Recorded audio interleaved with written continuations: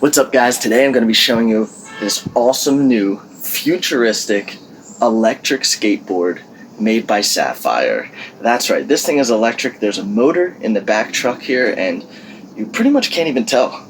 Can't tell where the battery is. It looks exactly like a regular skateboard, and the cool thing is you can ride it like a regular skateboard because you do not need a remote control. This board is hands-free. So we're going to be able to control the skateboard just with our body, and we're going to get into all that a little bit later today. So we're going to get into the controls. We're going to go through some of the key features of this board that you won't find on any other electric skateboard on the market.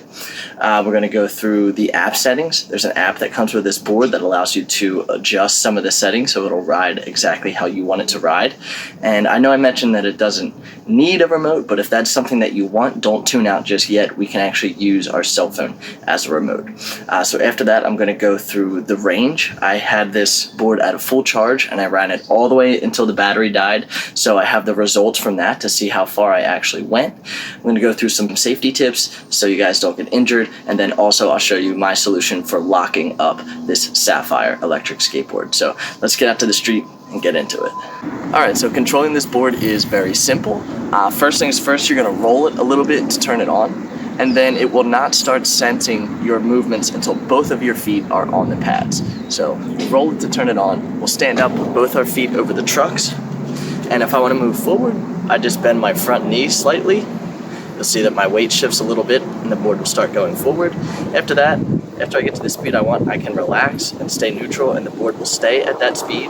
And when I need to slow down, I just bend my back knee a little bit and the board will start to apply the brakes. So I'll get some footage of that so you can see it in action.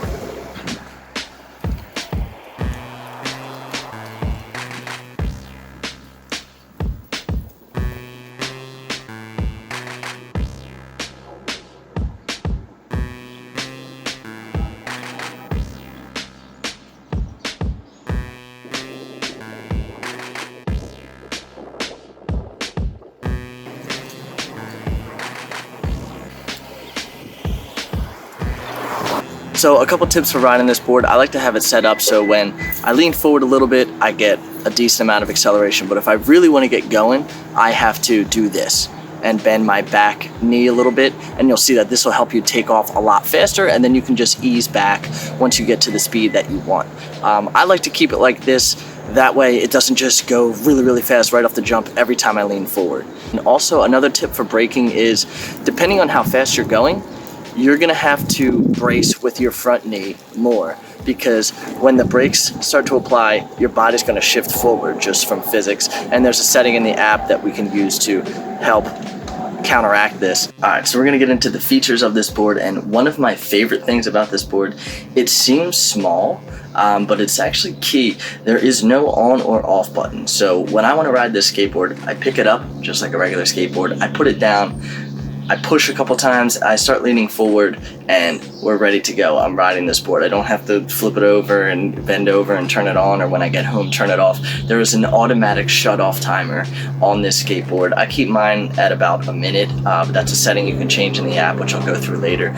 It comes with these LEDs on the bottom, which are great for riding at night. You have an option of solid or flashing. So I'll show you some footage of these working at night right here.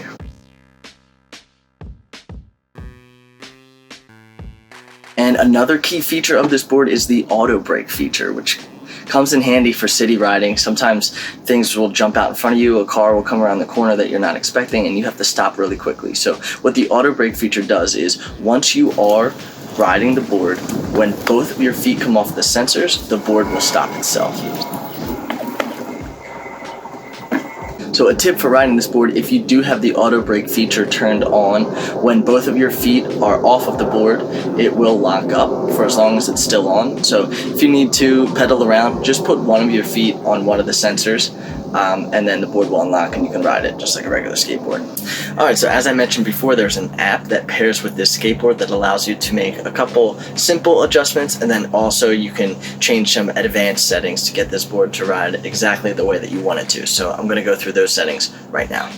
Alright, so when you open the Sapphire app, you will see this screen, and you just roll the board a little bit to get the board to turn on, and then it will connect. And in the top right corner, you will see your current battery level in a range of miles. In the middle, you'll see your speed adjustments. This bar here goes from 1 notch to 6 notches. So this does not come from Sapphire themselves, but if I had to guess, I think that each of these notches represents about 3 to 4 miles an hour. So with a speed of 3, that should be around 12 miles an hour top speed.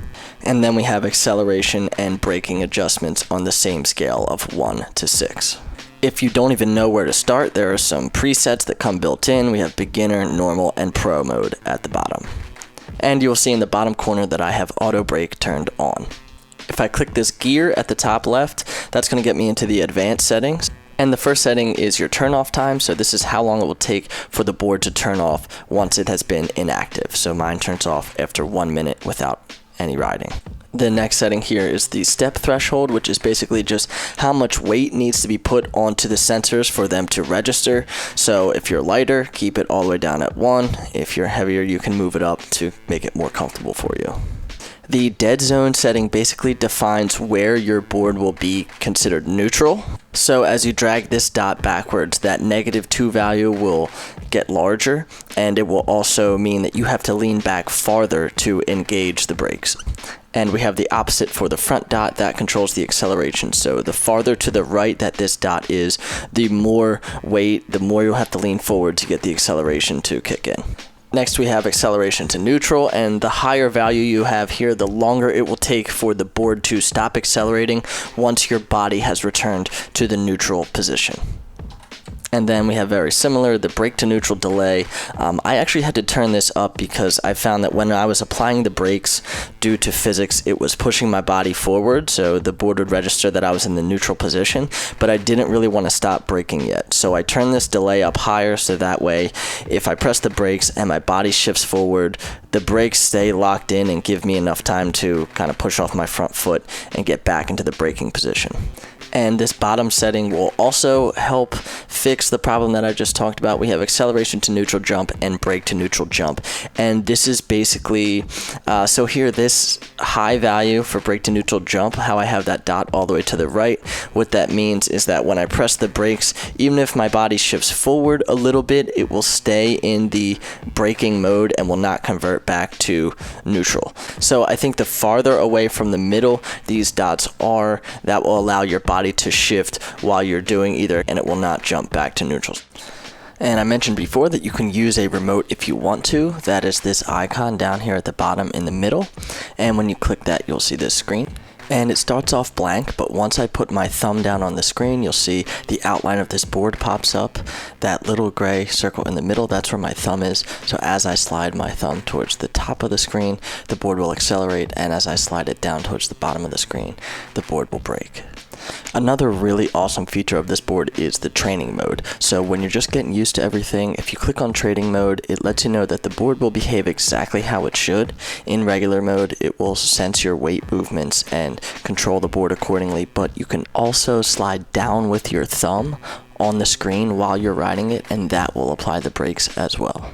Alright, so I took this board out on a full charge. I ran it all the way until it died, until I had to start pedaling, and luckily I wasn't too far away from my house. But once I got home, I went to this website called Map My Run, and I did exactly that. I mapped out where I went, and it spits out this. It gives me a map of my run, it tells me how far I went, and it gives me the elevation changes in my run. So if you look in the bottom right corner, you see my entire route here was 10.98 miles, so I got about 11 miles out of this. But what's interesting is you have to take into consideration the elevation. So if you look at about 2.2 miles into my trip, I started at 57 feet in elevation, and then as you get about 4.5 miles farther into my trip, over here around the 6.5 mile mark, you see that the elevation is up almost 200 feet higher than where I started from. So basically half of my trip was spent going uphill. So obviously that's going to contribute to wearing down the battery. So if this whole entire trip, if this elevation chart was flat, I would guess I would probably get another like 1 to 2 miles out of it maybe. So the things that are going to contribute to killing the battery are how many hills you're going up. Now this does have regenerative braking, so when you go down a hill, it will charge the battery a little bit. I don't know if it's enough to get you back up more hills, but I think it's safe to just say that you don't lose any battery by using the brakes. So the number of hills you drive up will drain the battery, the weight of the rider will attribute to draining the battery, and also the top speed that you're going. So for this trip here, I would guess I was going around 15 to 18 miles per hour. This board does not tell you how fast you're going. I'm guessing based on my scooter. I'm used to riding my scooter at about 16 miles an hour, so I'm just kind of guessing, but honestly, I may have been going faster. This board gets going fast and it's really fun. You kind of lose track of how fast you're going. So I got 11 miles out of it. Now, I'm not the biggest guy, so I think for your average person who's anywhere from 160 to 200 pounds, I would guess that 10 to 12 miles is probably a pretty realistic range for you. If it's going to be all flat, you might get even more out of that. But so this was just my experience out here where I had a lot of hills to ride up. Speaking of hills, there's a pretty steep hill here down at the end of my driveway. Let's see how this board handles that. All right, so right now I only have the speed on the 3rd setting, and I'm gonna try to go up this really steep hill right here.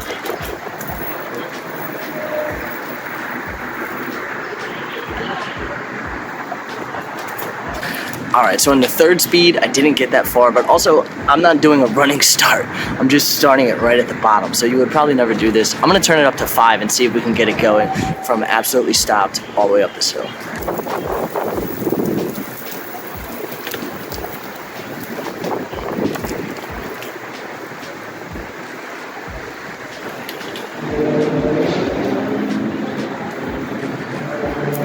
Alright, so I turned it up to 5 and we handled this hill like it was nothing. And you can see it handles coming down incredible as well. The brakes are awesome on this thing. So that was cool. I was surprised I made it. Alright, so we're going to go through some safety tips here so you guys can stay safe while riding this board. First things first, grab yourself a helmet. Don't worry about being cool, worry about saving your noggin. This board goes really fast. If you turn it all the way up, you're going to hit speeds of 20 to 22 miles an hour. And I don't know if you've ever gone that fast on a skateboard, but it's fast and it feels fast, and if you eat it, you're gonna eat it hard. So definitely grab a helmet. If you do ride this board faster than you can run, I would suggest going on YouTube. I'm sure there's 100 videos. Google how to fall off a skateboard. Make sure you know how to take a couple steps and tuck and roll, because that can save you from getting injured. Wear a helmet. Try not to ride it faster than you can run. It's really fun. It's really hard to do that once you get going on this thing. And my other safety tip is definitely pay attention to the roads that you're driving on. Look far down the road, see if there's any cracks, see if there's any dips. Sometimes 2 roads connect and there's like a big kind of bump there. So look far down the road to try to figure out if you're gonna need to slow down. This board will take the bumps well, but you just have to slow down. Charging this board is really easy. There's a little cap right down here, and it comes with the power charger. You simply plug it in. There's a power supply black box with an LED on it. If it's red, it's charging. Once it turns green, the battery is fully charged. And when you're done, just make sure you shove this little rubber thing in there. That keeps dirt and dust out of there while you're riding. Alright, I think I covered everything with this board. I do have one more surprise for you guys coming up in just a minute. But before that, I did not show how I locked this skateboard up, but I'm going to make it a separate video because I think you can use this lock for multiple skateboards. So I will put a link in the description for how to go out. It's about $7 to buy the parts, how to make the lock yourself, and then how to lock up this board. So there's a link in the description. If I can put it on the screen, it will be somewhere on here. And aside from that, I just need to cover the pricing of this board. So this board is very competitively priced, coming in at $779. If you can't afford it up front, there is financing available. Like I said, I have a surprise coming in just a second to help out with that as well. So if you look at the rest of the market, boosted boards are over $1,000.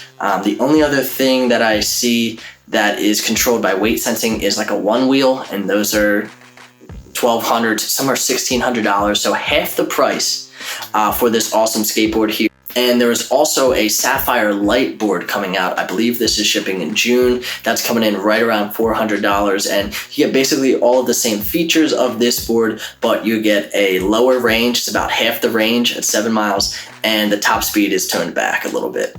So you can't go as fast and it doesn't go as far, but it is significantly cheaper. So the surprise that I've been saving for you is I reached out to the guys at Sapphire. I sent them this video that I've been working on and they really liked it and they wanted to hook us up with a discount code. So you guys are gonna be able to get $50 off if you enter this code at checkout. All right, so Maddie_Mac. The first M is capital, the second M is lowercase. Enter exactly how you see here at checkout and you will get $50 off. All right, so if you don't have a helmet, boom, there's your money for your helmet, there's your money for your lock, and you might get a little bit of extra change in your pocket. So if you guys have any questions about anything, leave a comment. This is only my second review, so if you enjoyed it, please leave a comment. That will help me get more reviews from other companies. And if you're looking for more information about this board, it is sapphireboard.com. That is also where you can buy it. And if you buy it, let me know in the comments. We can share our ride settings. And be safe, happy riding, and enjoy.